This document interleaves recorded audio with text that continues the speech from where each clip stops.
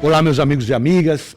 Estamos hoje em mais um episódio do nosso MCast, nosso podcast onde tratamos de questões ligadas à justiça, ao direito, à acessibilidade, aos direitos das pessoas com deficiência.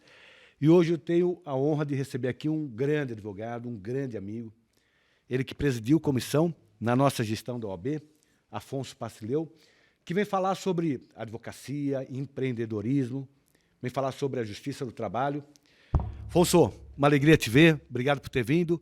E vamos começar a nossa conversa sobre esses temas tão relevantes para a cidadania. Vamos sim, eu que agradeço demais aqui o convite, estou muito feliz de estar aqui hoje, Marcos.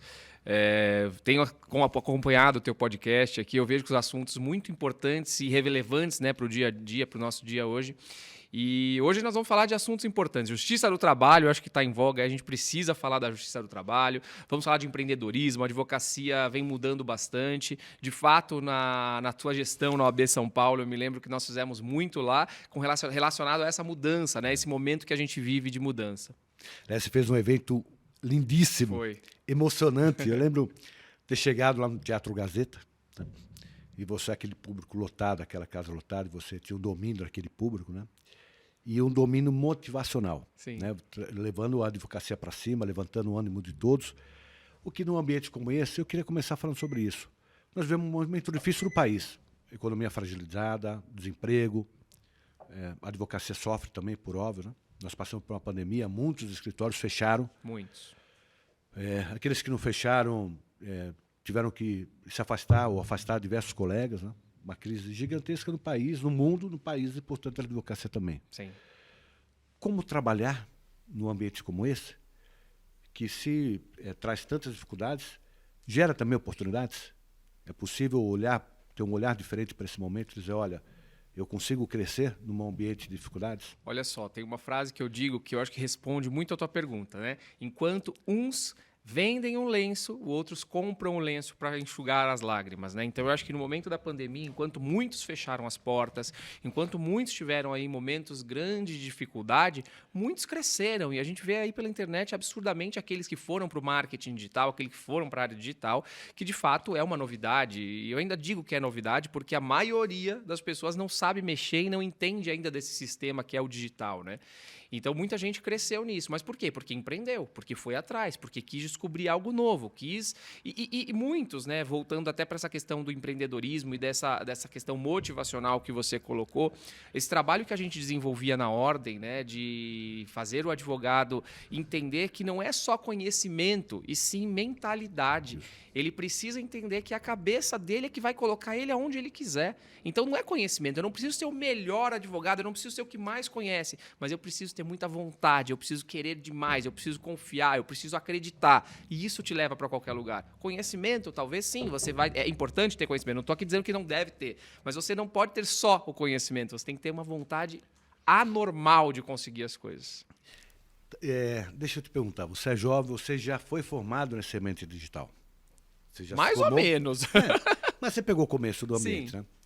Eu brinco, eu dou muita palestra em faculdades, Tá. faculdades de Direito. E eu sempre brinco com os jovens, eu falo muito sobre o ambiente tecnológico e conto um pouquinho da história. Eu vivia toda a mudança tecnológica, eu vivi porque a primeira comissão de informática jurídica, que era o nome que se dava à época, tinha acabado de chegar a internet no Brasil, a internet chegou em 97.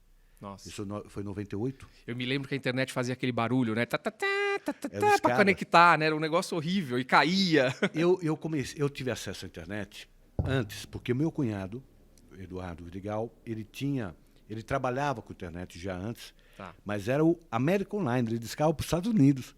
Nossa. Então, além desse barulhinho, além da demora de descagem, era um preço absurdo que ele tinha que pagar, Sim. 1 minuto de consulta, 2 minutos, mas eu via lá, ele falava, vai carregar aqui um site, eu ficava olhando encantado, né? Imagina, a comunicação no mundo, numa época que você tinha, e eu vou falar sobre isso agora, na justiça. A justiça era física, presencial, e eu falo sempre nas universidades, eu digo, olha, antes de começar a tecnologia a chegar, nós tínhamos o repositório oficial de jurisprudência. Todo mundo fica olhando o que é isso, né? Eu digo, olha, nós tínhamos uma revista dos tribunais, Sim. Mas você conheceu isso por história, você não Não, viveu não, isso. eu recebia, meus pais recebiam, e eu tinha lá, a gente tinha no escritório, acho que eu tenho até hoje. Então, veja só, o que nós tínhamos? Nós tínhamos julgamento nos tribunais, e na minha lembrança, eu diria quase que uma lembrança afetiva, demorava 2, 3 meses, por exemplo, o Tribunal de Justiça julgar. Eu não fazia direito do trabalho, eu fazia Justiça Estadual. Certo. Demorava 2, 3 meses, perdão, para o tribunal julgar uma apelação.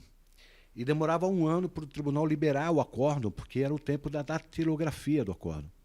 Nossa, então ia ter julgamento, ia para um salão, que era o salão de datilografia. O pessoal ia lá, datilografava, mandava para o relator. O relator alterava 1 ou 2 palavras, tinha que datilografar tudo novo, porque não dava para mexer. Não. Datilografava, aí ia para o revisor, que mexia 1 ou 2 palavras, tinha que datilografar tudo de novo, depois ia para o terceiro juiz, quando tinha 5 ia para 5. E o tempo desse processo concorria com os outros acordos das outras câmaras, porque era uma sala só, era um ambiente único de datilografia, a sala de datilografia, que envolvia todas as câmaras do tribunal.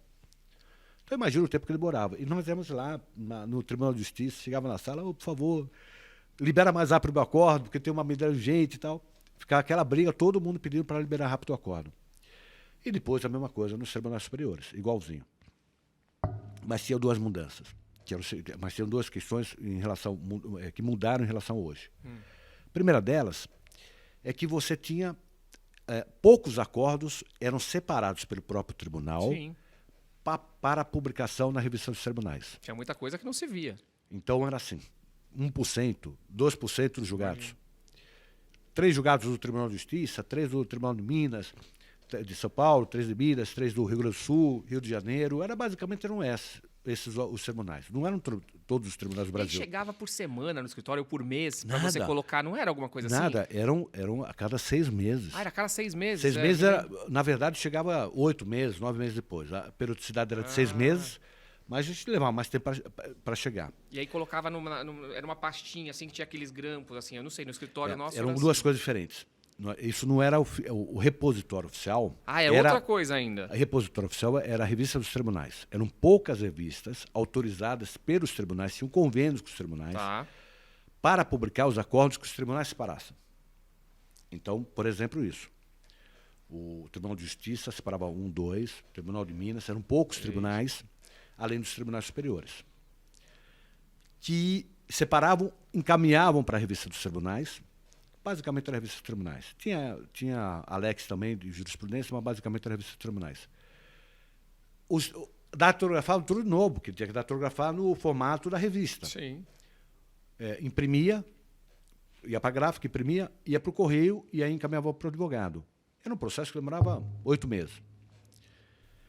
Você só podia citar jurisprudência do repositório oficial.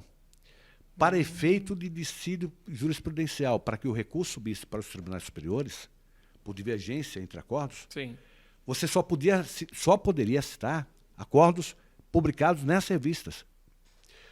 Tinha outros serviços, por exemplo, a própria ASP. A ASP tinha esse então era o da ASP. Era da ASP, que tinha da Associação dos Advogados. Eu acho que é verdade, é da ASP. Que a ASP mandava alguns acordos muito interessantes, que a gente guardava numa pastinha e tal, e depois ia consultar.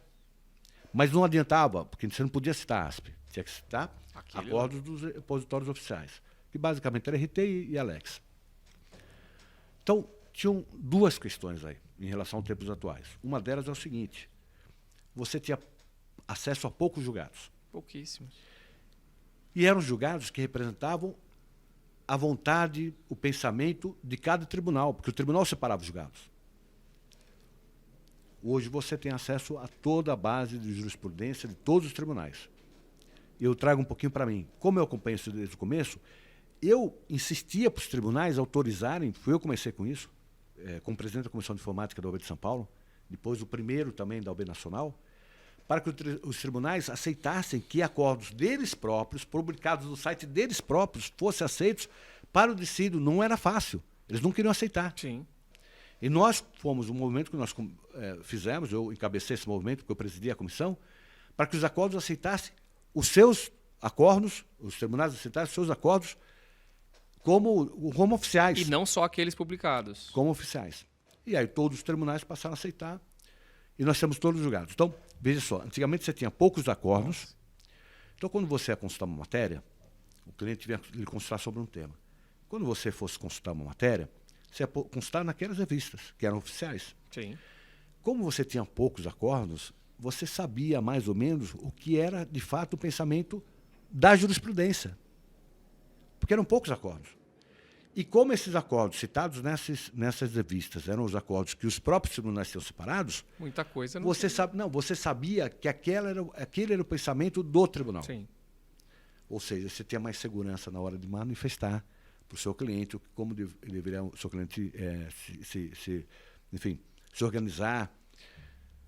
Porque você podia dizer, olha, o Tribunal de Justiça pensar dessa forma, porque tem um acordo sobre isso, 2, 3 acordos sobre essa matéria. E ainda foi o escolhido, publicado. E foi escolhido por eles, então era um pensamento deles.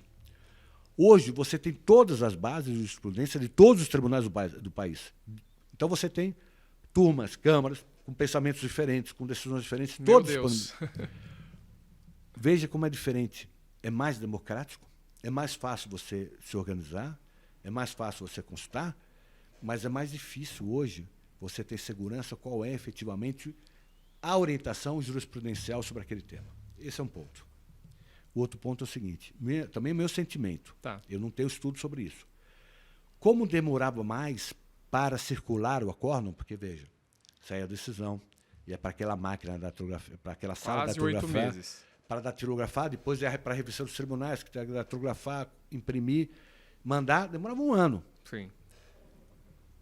Hoje, o acórdão é instantâneo. No dia.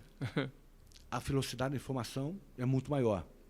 Em compensação, a mudança de jurisprudência é muito mais rápida. Sim. Antigamente era difícil mudar a jurisprudência, porque a velocidade da circulação era muito menor. A informação demorava 1 ano para circular. Quando chegava, até alguém lia a tese que foi consagrada por um acórdão, criar antítese, né? Criar uma tese diferente daquela, discutir aquela tese, circular aquela tese para os tribunais superiores, ter os acordos datilografados, impressos e tal, demorava muito tempo. Então a jurisprudência era mais estável, mais uma vez segurança jurídica. É difícil hoje você, para quem trabalhou como eu naquele tempo, eu peguei pouco tempo, eu me formei em 86, 2 anos antes da Constituição. Mas a internet chegou em 97, né? 95, mas 95 oficialmente, mas em 97 quando começou a se popularizar. É muito difícil a gente pensar hoje em como ter segurança jurídica num ambiente como esse, em que as decisões não são mais selecionadas, todas, e eu participei. Sim. Eu fui um dos que defendi isso, mas é muito difícil. Mesmo por um advogado mais experiente como eu, imagino para um jovem advogado. Mas segurança jurídica. Mas isso que você fala vem muito de encontro àquilo que eu digo, né? Que hoje todos os advogados são jovens advogados. Porque aquilo tudo que tem o lado positivo tem o lado negativo. Verdade. Né? E aí o lado positivo ajuda uns e o negativo acaba por dificultar. Tem que saber trabalhar nesse ambiente. Exato. E aí vem a tecnologia que ela ajuda muitos. Os mais jovens têm uma facilidade tremenda em lidar com ela, quando aqueles que são jovens há mais tempo já têm uma certa dificuldade. E aí ele se torna... por exemplo, a gente tem um amigo em comum lá, um advogado trabalhista, que ele tem uma assistente que vai fazer audiência com ele, que ela está do lado dele. Por quê? Porque ele tem dificuldade com o sistema. Então, hoje, ele tem uma assistente que é mais jovem e que tem facilidade. Então, ele acabou unindo. Então, a gente precisa o quê? Se adaptar. E o advogado, nesses dias, né, diariamente, ele precisa o quê? De flexibilidade. Ele precisa se flexibilizar porque, às vezes, aquilo que ele acredita, aquilo que ele pensa hoje, muda com muita rapidez. Né? E aí vem a questão da jurisprudência, a questão de tudo isso que a gente vem acompanhando. Então, uma das características, competências e habilidades que eu tanto falo do advogado é a flexibilidade nos dias de hoje.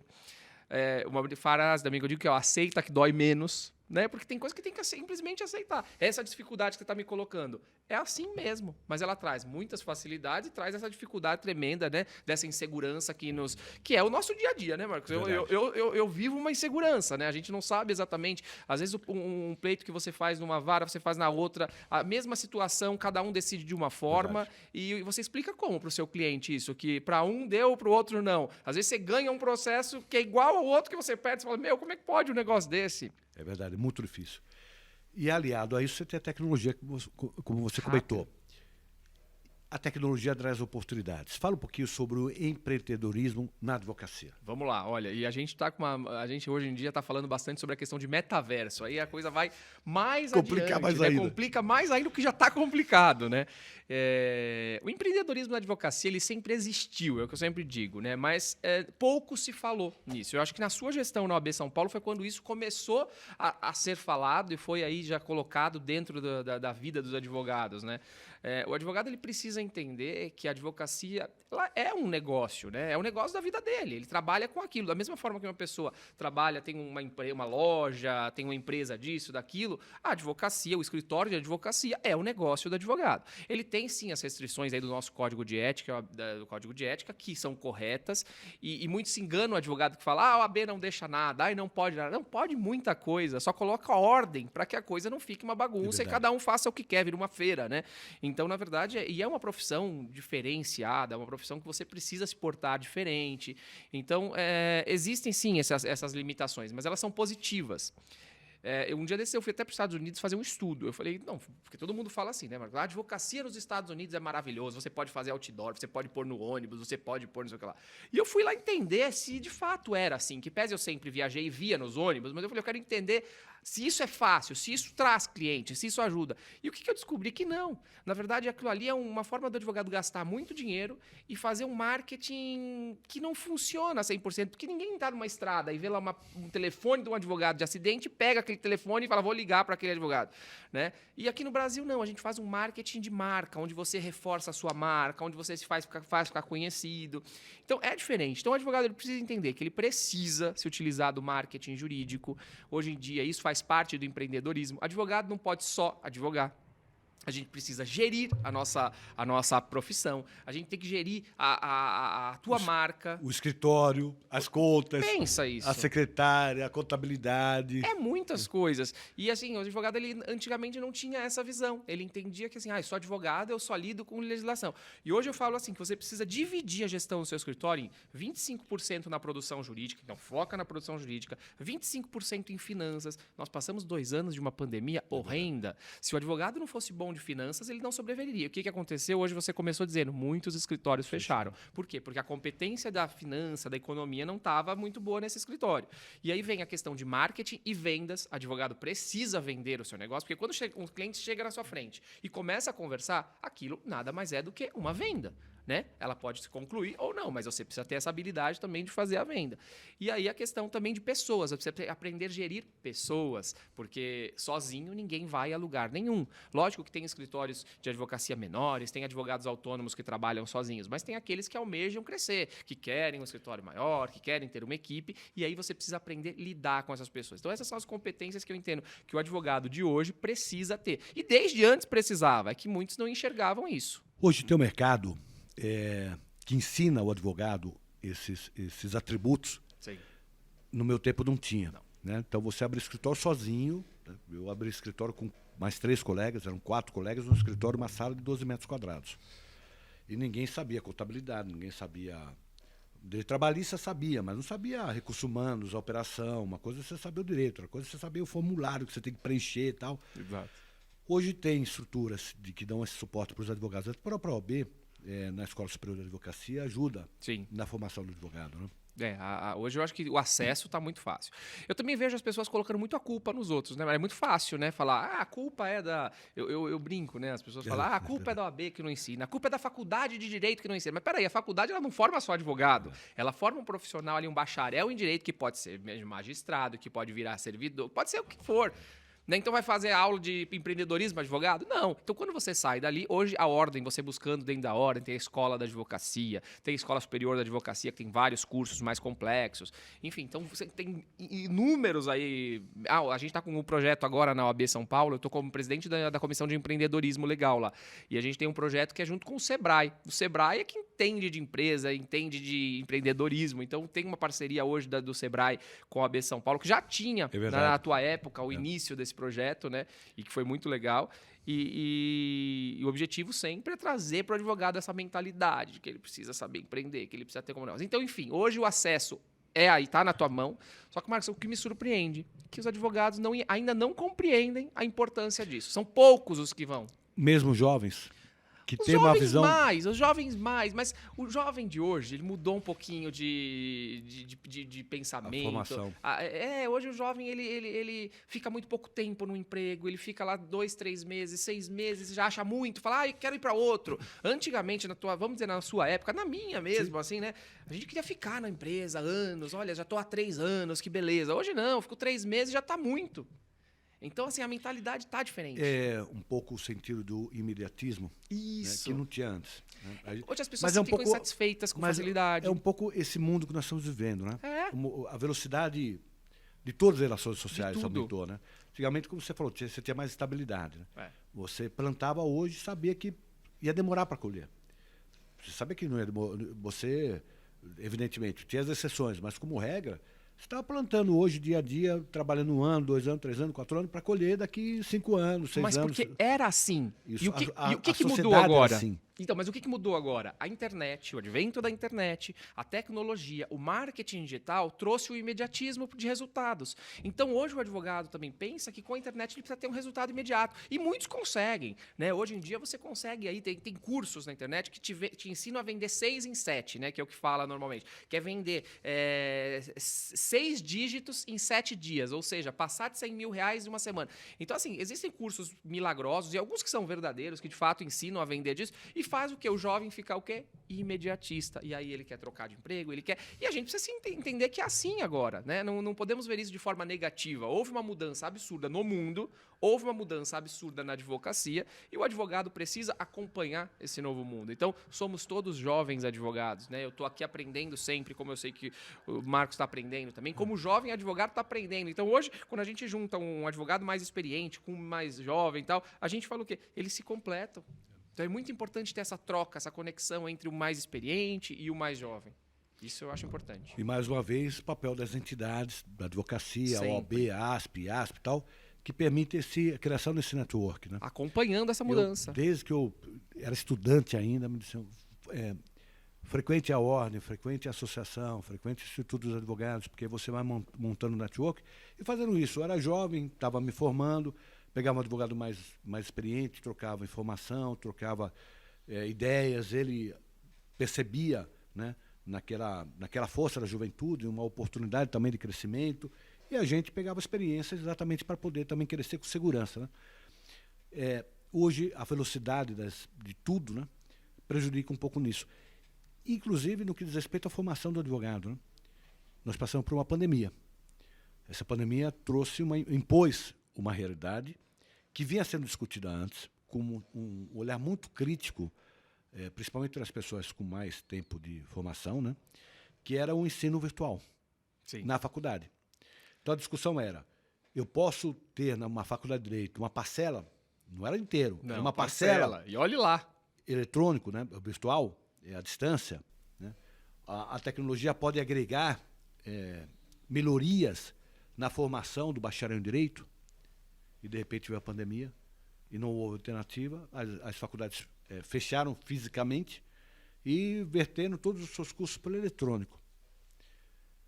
Eu tenho preocupação com o futuro também de uma geração que deixou, por exemplo, né, um olhar romântico, mas eu acho que a formação do bacharel não é só a técnica, né, é a social, é humana. Isso. E para isso o contato é indispensável. Eu não sei como um bacharel pode se formar sem ter o ambiente universitário. Né?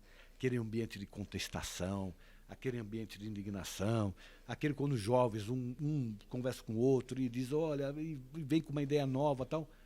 Nós perdemos o ambiente universitário. É verdade. Né? Isso acho que pode gerar aí não frustração, mas eu acho que pode gerar aí um profissional formado com um olhar talvez mais técnico, mas eu não sei se vai ter o mesmo senso de humanidade, ou a formação humanista que a Faculdade de Direito é o cerne da Faculdade de Direito. Eu tenho muita preocupação com isso. E, mais uma vez, o papel da ordem em tentar, pelo menos, ajudar esses recém-formados, né, dando esse suporte, esse ambiente, para que eles possam ter aquilo que não tiveram durante o tempo da faculdade. Nós vamos colher a consequência desse período de pandemia, né? Eu acho que esse período de pandemia, ele traz uma consequência que eu não sei se ela é positiva ou se ela é negativa, nós vamos descobrir ainda, mas isso a gente percebe, inclusive, nas escolas. Vamos pensar desde o estudo infantil. Eu tenho 3 filhos. Eu tenho 3 filhos que ficaram 2 anos dentro de casa assistindo e a gente sabe que a absorção do conteúdo, ela não é a mesma coisa que dentro de uma sala de aula, né? Eles estão ali, mas não estão. E a mesma coisa, um profissional, um estudante de direito está ali, mas não está. Porque não é possível que você consiga ficar ali tantas horas na frente de um computador prestando atenção. Eu mesmo tenho uma grande dificuldade de... Lógico, vou assistir um curso, uma coisa. Agora, todo dia, toda hora ali olhando... Na época de pandemia, eu tinha medo de abrir a geladeira e encontrar uma live. Porque você uma live, não é? É verdade. E tem estudos mostrando o tempo que o cérebro consegue permanecer ativo diante de uma tela de computador... é muito menor, né?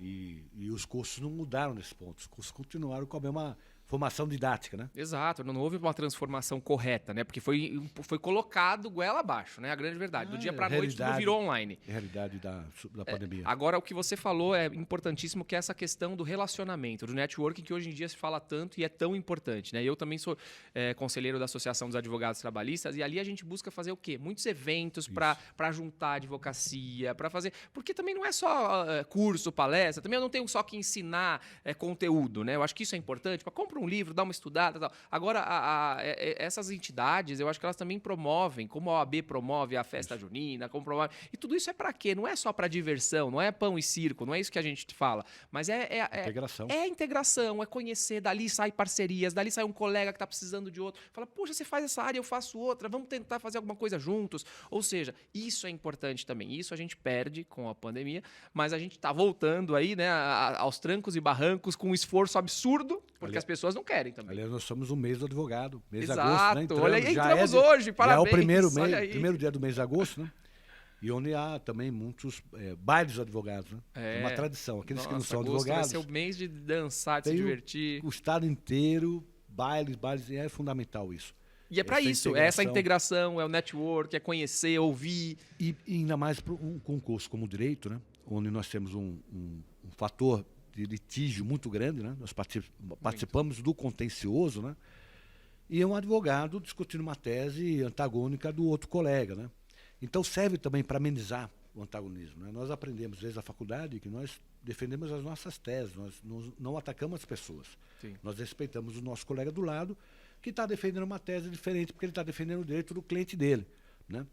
Mas sabemos também que no ambiente, por exemplo, de uma audiência, hoje é audiência virtual menos, mas na audiência presencial, sim, às vezes os ânimos elevam o tom, às vezes, né, a adrenalina sobe um pouco, porque você está na defesa dos interesses, do direito do seu cliente, como o colega na outra parte está. E esses momentos também servem para isso, né? Para que as pessoas se aproximem e diminuam um pouco esse litígio, né? Não tragam esse litígio numa audiência para as nossas vidas, né? Somos amigos, somos colegas, formados no mesmo banco. O cliente passa, né? E a gente fica, né? O advogado continua. Tanto que eu estava dizendo isso essa semana lá na associação, né? Que a importância da associação, ela é exatamente para aproximar os colegas, para aproximar, inclusive, magistrados, né? Para que a gente tenha contato, para que o magistrado não seja aquele que você chega no dia da audiência e nunca viu a cara dele. É importante ter esse contato. Então, esse trabalho eu acho que família forense, fundamental. Né? E é uma família, né? Uma comunidade que a gente está sempre junto em todos os lugares, se encontra e isso faz a diferença. Então, o networking é algo que é fundamental dentro da advocacia, mas o advogado precisa querer, né? Então, tá todo mundo, assim, tá muito gostoso ficar em casa, só no digital, só no virtual. Não, é importante ter um esforço para sair, vai para os cursos presenciais, vai para os eventos, porque a vida tá voltando ao normal, graças a Deus. Eu tinha colegas, eu sempre digo, desde o início da pandemia, eu tinha muito claro que nós não podíamos, apesar da dificuldade do relacionamento, não poder sair de casa, do distanciamento social, nós tínhamos que manter minimamente a nossa rotina de vida. Sobre colegas, amigos, aliás, não só advogados, evidentemente, amigos Sim. de outras áreas, que sucumbiram à sedução, do aconchego da casa. Então, desde a barba, o sujeito sempre fez a barba, deixou a barba crescer. Não fazia mais. Não fazia mais. Mas não é que fazia por uma questão de gosto. Não fazia por desleixo. Sim. Por desleixo mesmo, né? É porque ninguém vai me ver, não precisa, Isso. né? Tu não se trocava, não tomava banho 2, 3 dias depois. E essas pessoas, como regra, né? Não todos, evidentemente, tiveram problemas psicológicos graves. Sim. E estão tendo dificuldade de voltar ao ritmo de trabalho comum. Não acabou a pandemia ainda, nós vivemos ainda no ambiente da pandemia, mas os efeitos do vírus diminuíram. Os efeitos hoje são mitigados pela força da vacina. Muitos colegas estão com essa dificuldade. E aí, mais uma vez, o papel da ordem, da CAASP, né? Fornecer assistência social, psicólogos, psiquiatras, para dar suporte para esses colegas. Isso é importante. Porque falou da Justiça do Trabalho, conte um pouquinho como é que está a Justiça do Trabalho nesse ambiente, primeiro no ambiente da pandemia, e no pós-pandemia, como é que está a Justiça do Trabalho? A Justiça do Trabalho, a gente tem uma grande mudança que vem com a reforma trabalhista, né? Então, houve aí uma mudança significativa desse momento da Justiça do Trabalho e hoje a gente vem colhendo aí. Para o advogado trabalhista está muito difícil o trabalho, a insegurança jurídica ela é grande, os julgados eles são dos mais diferentes possíveis e o acesso à justiça também mudou bastante para o judicionado, né? Então, tendo em vista a reforma, houve já uma mudança agora que facilitou, o judicionado volta a ter acesso à justiça do trabalho, graças a Deus.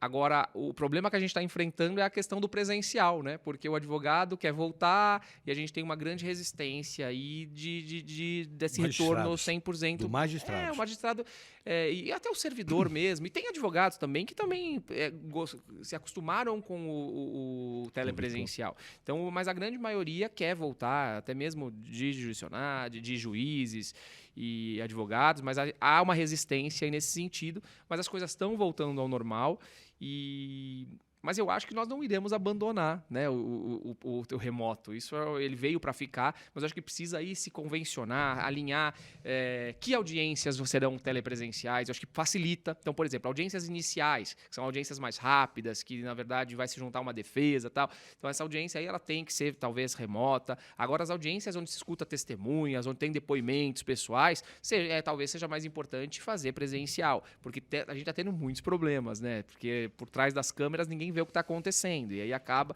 que te traz, mais uma vez, uma insegurança nesse sentido.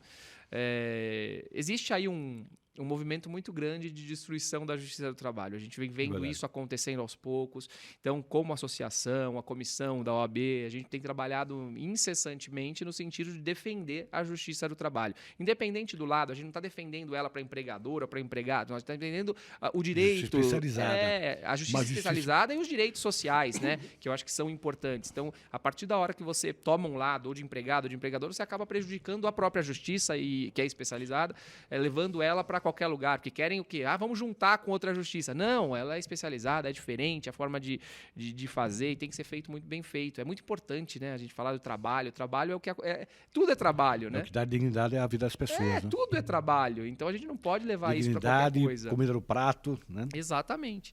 Então a gente passa por um momento de dificuldade aí, mas a luta continua, estamos trabalhando bastante nisso. O presidente Marcos é um dos que sempre apoiou esse movimento aí na defesa da justiça do trabalho, né? E aí continuamos. Eu acho fundamental.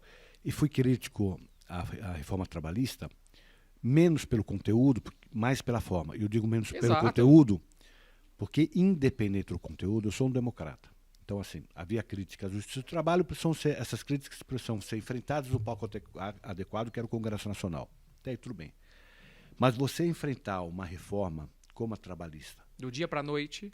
E num período de instabilidade social, instabilidade econômica, um recorde de desemprego, né? Sim. Você está fragilizado em termos de direitos sociais pela crise que é conjuntural, tratando de uma questão que é estrutural. Sim, exato. A CLT e a Justiça do Trabalho, elas dão suporte às relações do trabalho com as suas críticas, com as suas qualidades, com os seus defeitos, desde a década de 40. Né?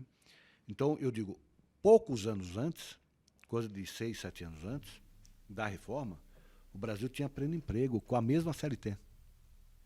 O Brasil tinha pleno emprego com a mesma CLT. Mas a proposta foi que mudaria isso, né? Não, eu digo, a proposta foi o seguinte, nós estamos com um nível de desemprego muito acentuado E nós precisamos mudar a CLT para voltar a ter empregos no país.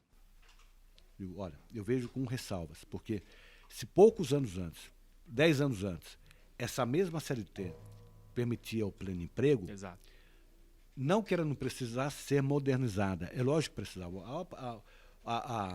A forma de produção no mundo mudou, né? A globalização, a realidade da sociedade impôs mudanças que precisavam ser discutidas no âmbito do Congresso. Eu só questionava por que fazer essa discussão naquele momento de crise profunda econômica, tanto que o desemprego não mudou com a mudança da CLT. Houve um aceno, disseram que teria, assim, que aumentaria, uma promessa que não se concluiu. Que não se cumpriu e não ia se cumprir mesmo, porque o problema nosso não estava na CLT.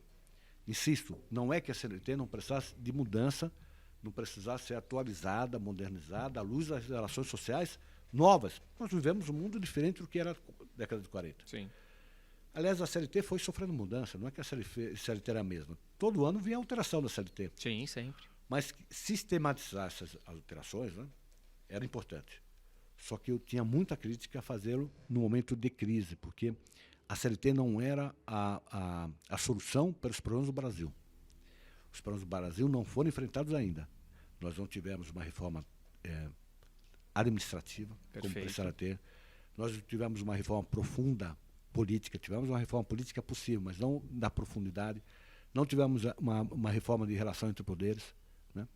Nós temos muito o que discutir, muitas mazelas a enfrentar. Nós não temos até hoje uma lei que trabalhe, que fixe parâmetros efetivos, claros, transparentes, o que é público e o que é privado, né? O público invade o privado invade o público, há uma relação promíscua, né? E isso é que precisa ser enfrentado. A mudança da legislação trabalhista precisa também ser feita, mas com as cautelas e com a calma, porque nós estamos mexendo no mais social de todos os direitos. É aquele que garante dignidade, como eu disse, o direito ao trabalho garante dignidade e comida na mesa das pessoas, né? Então precisa ser visto com muita cautela. O que você acha que foi de positivo, o que você acha que foi de negativo nesse período da pandemia no uso da tecnologia? Nós tivemos coisas positivas e tivemos coisas negativas. As positivas precisam ser valorizadas para permanecer, e as negativas precisam ser alertadas para não continuar de pós-pandemia. O que você acha que é o principal? Eu acho que nós tivemos aí uma modernização do mundo e da advocacia, né? Eu acho que nós tivemos aí uma atualização de 20 anos. Eu acredito que a gente deu um salto muito grande na questão da tecnologia. Hoje, as reuniões online facilitaram a vida do advogado, como facilitaram a vida de todos, né? Com clientes, inclusive. Nossa, entre advogados. Antigamente, advogado não queria isso. Eu lembro que o advogado falava assim, uma reunião online, não, eu preciso ir lá no cliente. E o advogado ia, né? Então gastava um tempo. Não, hoje a reunião é online, todo mundo gosta e tá tudo certo. E resolveu. Então, eu acho que isso facilitou bastante. Eu acho que o judiciário, né, com a transformação digital, hoje os processos são digitais. Isso já foi até antes. Pandemia, isso veio antes, mas intensificou e eu acho que isso foi positivo. Agora, a questão das audiências telepresenciais, eu acho que houve um avanço e um retrocesso. É aquilo que nós estávamos dizendo, mas por isso que nós estamos aí brigando nessa regularização. Precisa se organizar, como vai ser. Audiência de conciliação. Isso. Ok. Tudo bem, porque ali é uma tentativa de tentar resolver o litígio sem prolongá-lo, né? Isso. Mas não se discute produção de prova ali. Exato. Então, muito bem. Na produção de prova, não. Não. Produção de prova, eu digo... A não ser, também eu abriria sessão na produção de prova, por exemplo, audiências assim para oitiva de testemunha em outro estado. Precatórias. Precatórias, eu acho que a gente pode até abrir essa exceção na questão de produção de provas, mas a audiência de produção de provas mesmo, não. Afonso, eu acho que mesmo nesse caso, eu estou de acordo com você, precisa tomar cuidado com a legislação. Sim, sim. Porque os efeitos de uma audiência presencial não podem ser os mesmos efeitos de uma audiência virtual. Exato. Você não tem os mesmos controles. E aí a alteração é no Código de Processo. Lá define. O Código de Processo que foi estruturado, processo civil, processo penal, as regras processuais da CLT, elas foram estruturadas na premissa da audiência presencial. Então, eu também admito... Então precisa uma regulamentação nesse sentido. Essa mudança legal. Mudança. E a discussão tem que ser no Congresso. Por que eu falo isso? Porque estão tentando fazer essa discussão no CNJ. Não vai funcionar. Os magistrados... um dia fizeram a conta e perceberam que eles têm um número maior de magistrados do CNJ, do Conselho Nacional de Justiça, do que tem advogados, do que tem promotores. Então, eles passaram, e aí é uma visão crítica, posição minha. Tá. O judiciário não quer discutir essa estrutura dentro do Congresso Nacional, eles não querem discutir. Tanto que a Lei Orgânica da Magistratura é de 79, 10 anos quase antes da Constituição de 88, que faz esse ano 34 anos. Nós estamos há 34 mais 9, nós estamos há 43 anos da Loman e eles não querem discutir a Loman no Congresso Nacional. Impossível. E o que eles querem fazer? Querem discutir a estrutura no CNJ, porque no CNJ eles dominam, tem um número maior de magistrados. Eu não estou generalizando, nós temos excelentes magistrados, eu digo em termos de corporação. Eu digo em termos de corporação. O que leva a dificuldades. Então, veja, por exemplo, a audiência virtual está sendo discutido hoje no CNJ. E quero também destacar, eu tenho acompanhado essas discussões, que são públicas, isso é uma coisa que a tecnologia traz de positivo. A manifestação da presidente, que eu não conheço pessoalmente, do Tribunal Superior do Trabalho, eu acho que foi magnífica. Ela discutindo a audiência virtual, ela discutindo se o magistrado deve ficar em casa, se o magistrado deve se voltar a estar presente nos fóruns. Ela disse, defender que o magistrado fique em casa não é republicano. Não. O local de trabalho do magistrado é no fórum. Ele não é um funcionário burocrático, o magistrado é uma extensão do poder. Ele tem que estar no fórum. Exatamente. Ela foi brilhante, a presidente do Tribunal Superior do Trabalho.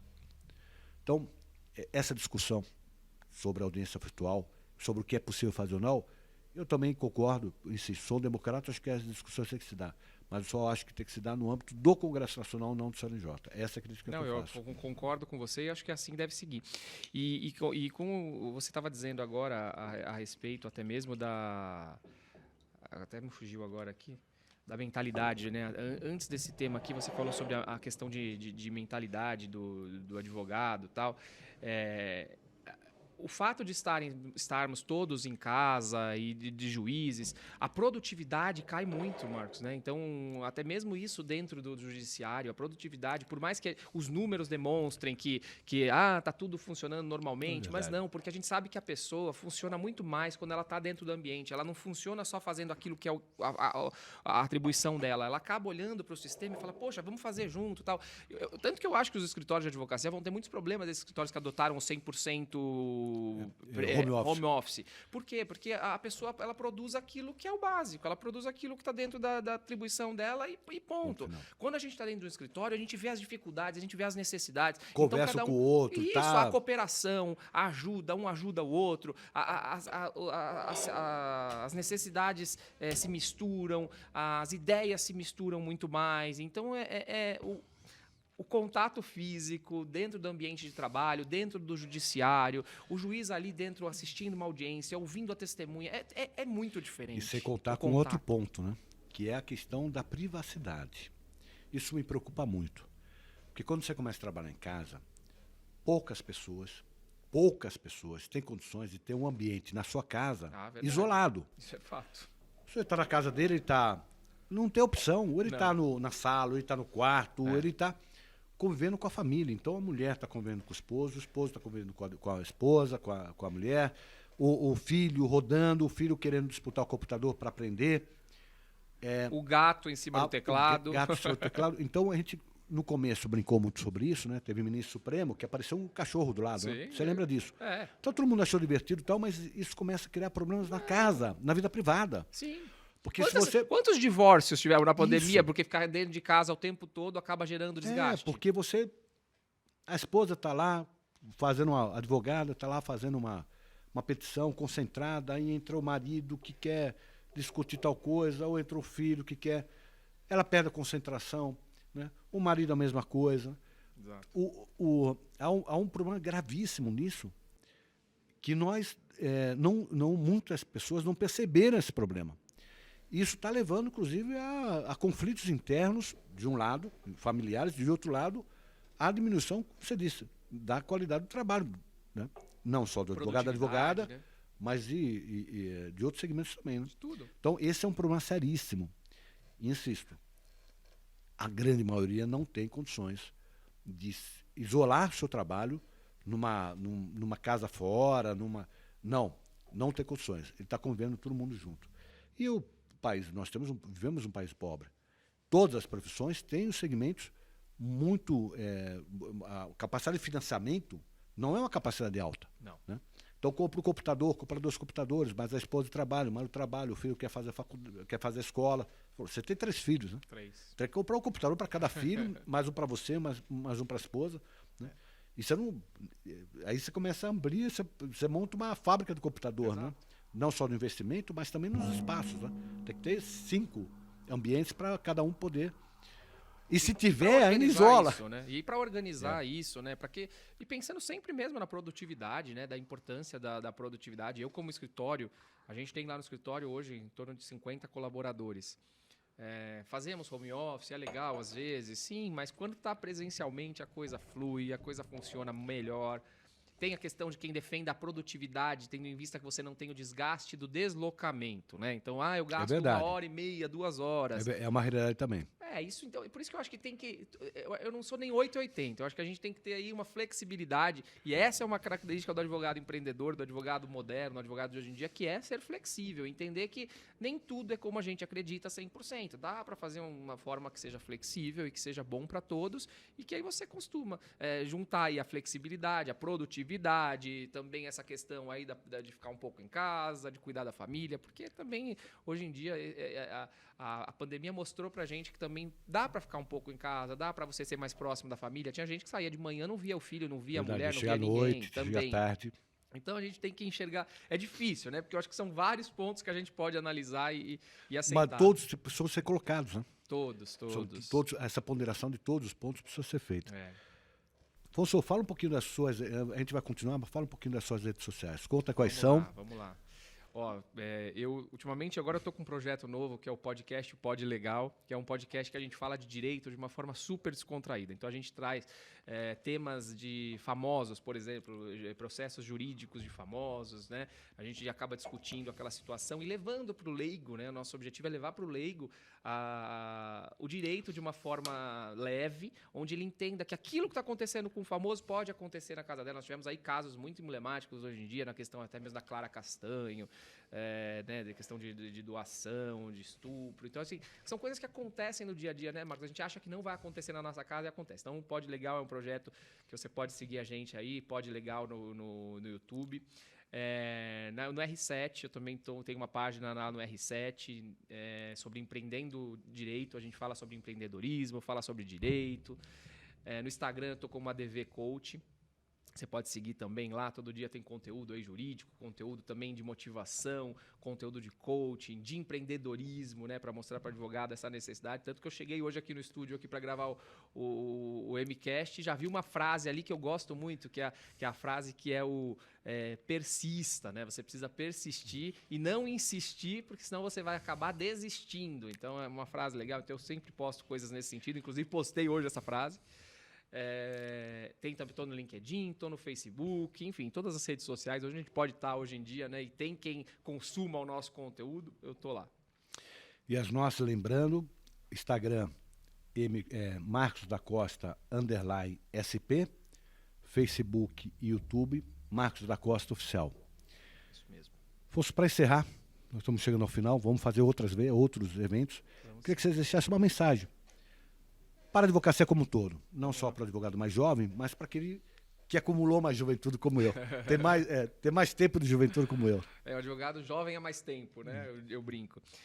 Na verdade, eu acho que o advogado precisa de uma vez por todas entender que houve uma mudança significativa no mundo, né? O advogado ele é muito difícil de ser flexível, né? Ele tem aí uma dificuldade de mudar de pensamentos. Então, hoje, o advogado moderno ele tem que ter essa habilidade de entender que é necessário mudar. E eu brinco, quem não muda acaba dançando. Então, mude, se é necessário, a sua estrutura. Se o seu escritório, por exemplo, eu tinha um escritório absurdamente grande, com 150 colaboradores. Quando eu verifiquei que com a mudança da reforma, com a mudança da pandemia, eu precisava me reestruturar. Mudei a forma de estruturar o meu escritório e, graças a Deus, a gente vai seguindo. Então, você precisa entender que é necessário mudar, é necessário ser flexível, é necessário investir em você, mas não somente no conteúdo jurídico. É importante que você invista em equilíbrio emocional. Marcos falou aqui durante o podcast aqui, falou um pouquinho sobre a questão de você, na hora de uma audiência, ter equilíbrio emocional, profissional. E isso coloca o advogado num patamar. A gente viu aí um dia desses notícia de um advogado que ficou nervoso e abandonou o júri. Deixou o cliente lá dentro porque ele ficou muito nervoso. Não pode acontecer isso. Então, o advogado ele precisa ter então, esse equilíbrio emocional. Então, investir nisso. Investir na questão de empreendedorismo, de gestão. A Ordem dos Advogados do Brasil está aí hoje com um grande esforço nesse sentido, que vem trazendo aí desde a época do presidente Marcos da Costa, na questão de levar o empreendedorismo para os advogados. E quando a gente fala advogado, eu estou falando qualquer pessoa também, porque o empreendedorismo faz parte da nossa vida, da sua vida, da minha, do Marcos e de todos nós. Então, é importante você ter essa visão de estar sempre se aperfeiçoando, conhecimento, adquirindo conhecimento, porque o mundo muda rapidamente, né? O mundo VUCA de hoje, o mundo BANI que a gente vive, é um mundo que tem uma mudança absurda, uma volatilidade. Então, assim, aprenda, mude, reaprenda, porque vai mudando a cada dia. Então, eu acho que esses são os pontos importantes, presidente. Eu acho que a gente tem muita coisa para lutar, continuamos lutando lá pela Associação dos Advogados Trabalhistas São Paulo, pelo OAB São Paulo, temos aí Marcos da Costa também nos ajudando nesse sentido. Então, temos muita coisa pela frente para fazer. Aliás, quero fazer uma propaganda da Associação dos Advogados Trabalhistas de São Paulo, que é sensacional, o trabalho que é feito é muito legal. Legal, obrigado. É uma associação, né? E, portanto, tem esse lado do voluntariado, né?